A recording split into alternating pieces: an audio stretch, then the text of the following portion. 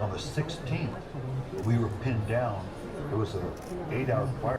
I was standing up and was holding the M60 when I got hit. The Patton tanks from the Marines' 3rd Tank Battalion were used. Well, the most important things for museums in terms of serving their audiences are to be relevant and accessible. And one of our big focuses now is on accessibility as part of our focus on diversity, equity, inclusion, and accessibility. And sometimes being accessible means translating things into different sensory realms. So can you make something visible for people who have hearing impairments? Can you make something touchable for people who have visual impairments? U.S. Marine Leon dies, his face covered in a field dressing. This Marine, identified as Lance Corporal Richard Hill, can be seen with a severe leg wound. Very often when we go to museums, we see glass enclosures with nothing for us. There's no way for us to experience what our sighted counterparts experience.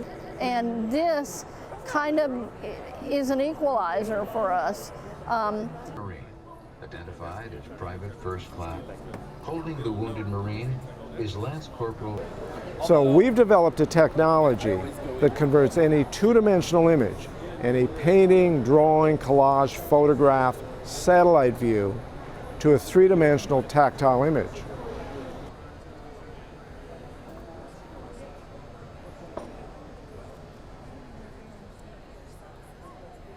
From a museum's position, it's growing what they call the dwell times for both the blind and the sighted.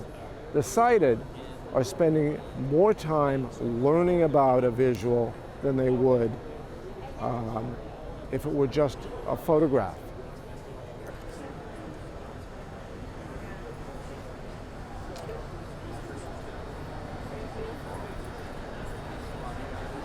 Of a guitar.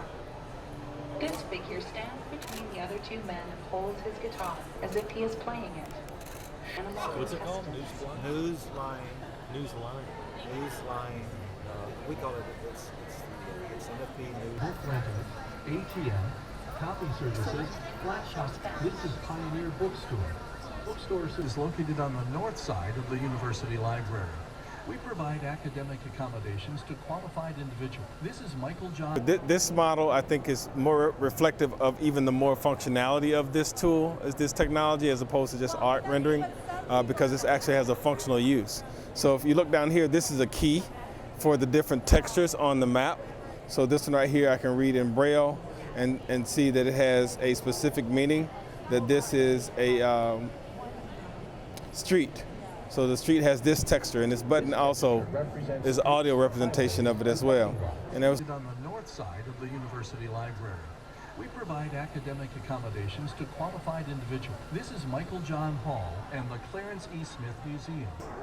This evolving technology really is about inclusion. It really is about making us a part of the world in which we live.